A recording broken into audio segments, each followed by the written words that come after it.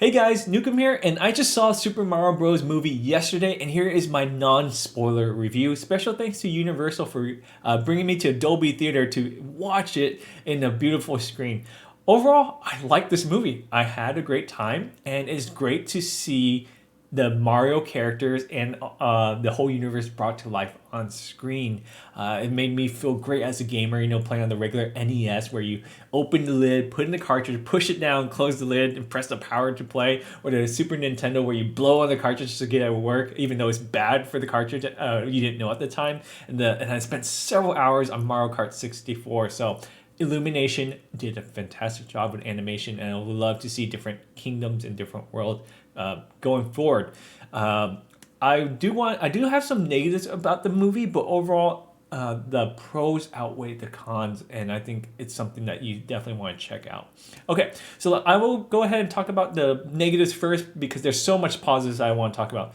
The first negative is the plot. It's a very weak plot. And I know the Mario games, there's not a lot of story and depth to it, but I wish they brought more. The whole movie is two different main plot lines, and I felt like Bowser motivation for what he does, why he's a bad guy, was very weak. And I never thought Bowser's in the game. That's why he's a bad guy. But that's where the story went. I was like, okay, this is where they're going. I'll go along for the ride and accept it. And so that's my thing I didn't like was a weak plot. Second is it's a Super Mario Bros. Movie. Luigi is in it a lot, but it kind of disappears in the middle. Now the way the plot goes along, it's kind of hard for Luigi to do stuff, but it's mainly Mario and Peach's story of their motivation. But most people when they play Mario or associate Super Mario, they think of Mario, not too much Luigi. I wish Luigi had a little bit more throughout the whole film. Third thing is, I only had issue with one voice actor is Donkey Kong and Seth Rogen. I feel like for me, it's very hard to differentiate the character Donkey Kong and Seth Rogen playing Donkey Kong. It was just so much Seth Rogen mannerism, like where it go or the way he talks is. That's the only thing I was like, oh man, I wish Donkey Kong was voiced by someone else. But I did not that Seth Rogen did a bad job with it. It's just for me it was hard to differentiate the characters and the voice actors just for that one.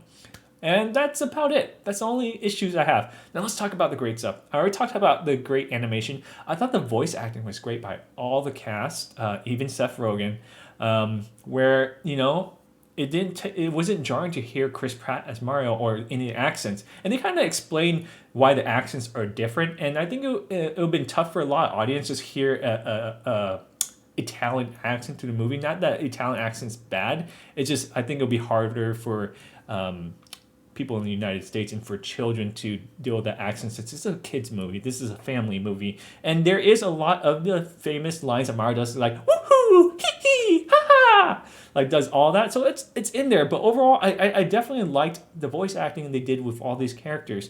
And the thing is, Peach is a lot more in this movie than I thought about, and I like the way they incorporated Peach. It's like a partnership between her and Mario of their story working together and learning how to be better characters. So that's pretty awesome.